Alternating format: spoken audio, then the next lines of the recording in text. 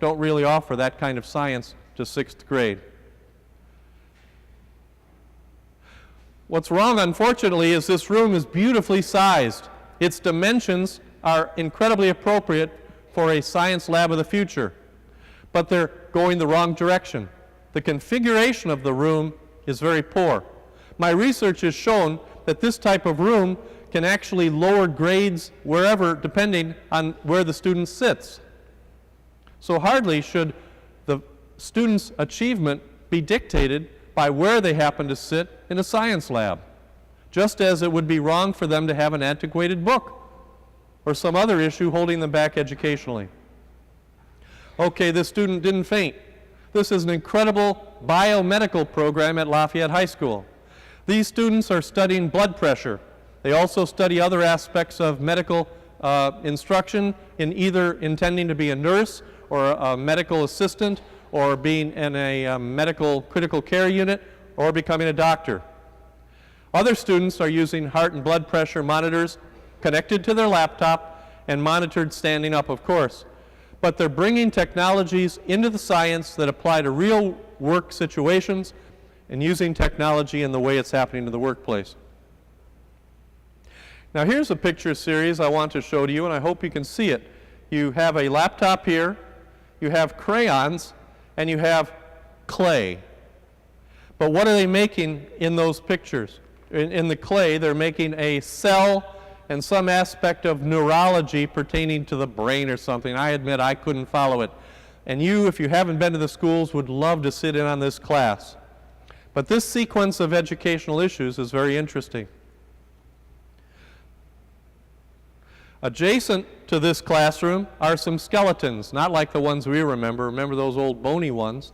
These are skeletons that allow students, again, to take clay and place color-appropriate clay onto the skeleton to use kinesthetic learning to instruct and create a memory base for the students to memorize where things go, what their names are, and using them properly. The point is, the world is not continuing to become so technological that they're not dealing with basic hands-on learning like you and I may remember before. Now, why is that important? Because these students are using clay in an advanced biomedical program. If I can get this to work.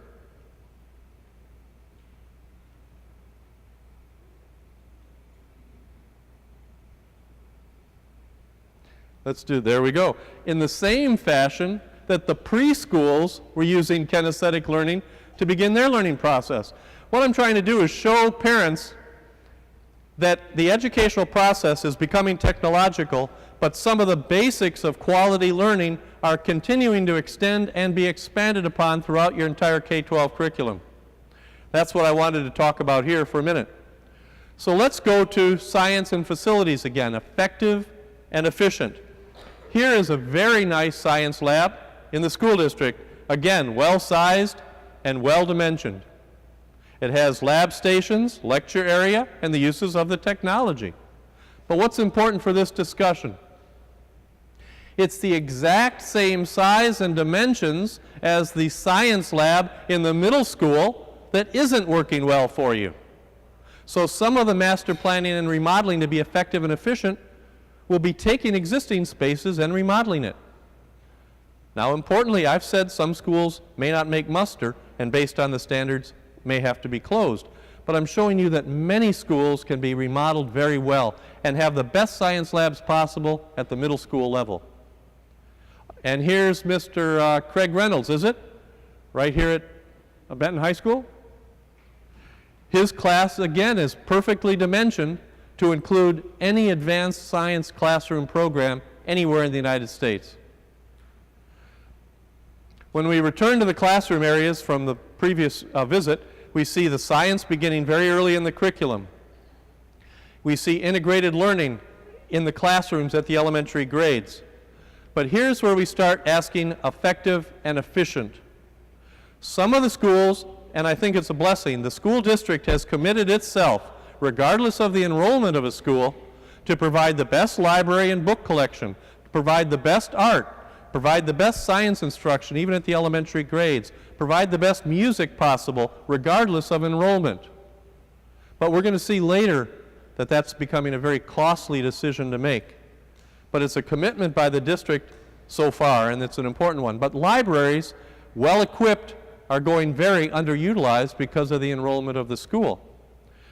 Similarly, we have storage areas that again are mislocated. I'm reminding you of some of the examples here. A student educational space was right across from this storage area and coat rack area.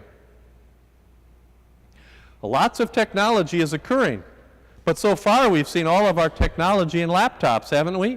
Even down to the elementary and kindergarten grades. So we have many rooms well equipped with larger computers that are going idle or having to be maintained and utilized when we're moving toward laptops. So again, overlapping equipment and technology with a capital master plan is going to become an important part of this discussion tonight. Do you remember this picture? It's a home economics room.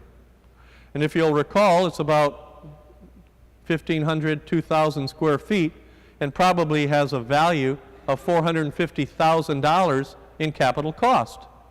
Unfortunately, it's not being used for home economics, and it's being used for part of a music program. Again, this isn't to be negative. It's simply to start beginning to remind ourselves of the correlation of effective and efficient facility use and the educational program now being offered. Remember this picture. For the new people, I looked at this and I said, isn't this great? It's a commons area. And they can come and sit. Then I found out that the students are sitting and waiting to go to the restroom. There's only one restroom on the floor. So again, we're losing a lot of educational time because of inadequate and inappropriate educational facilities.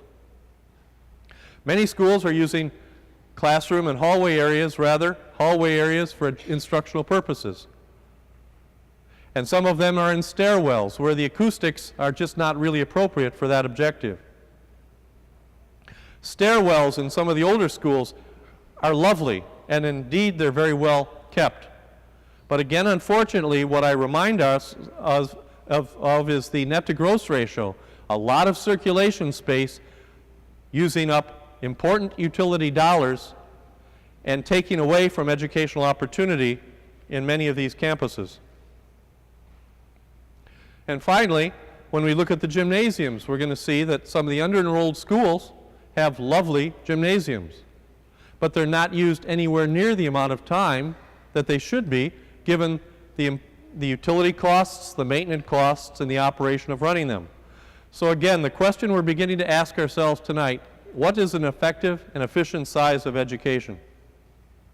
And again, you'll recall I showed this particular picture of a boiler, and it read, inspect brushes once a month. If sparks are noticed, call maintenance. Brushes need cleaning. And I reminded ourselves of this boiler, which is 100 years old, and the question became, when you replace that boiler, it's not going to be replaced in a fashion that meets the emerging educational program that's being demanded by the school district. So if I may, I'd like to go to the primary portion of the presentation. I wanted to begin with reminding ourselves of ways by which education is a fundamental relationship with the educational facility in which it operates. So let's keep going for tonight's presentation as follows. The objectives for size are as follows. Understand the relationship of school size to educational excellence and personalized instruction, while also developing an appreciation of balance with aspects of efficiency and effectiveness across the school district and between buildings as it impacts cost and equity of programs. I'll just keep going. Oh, I'll just go like that? Okay.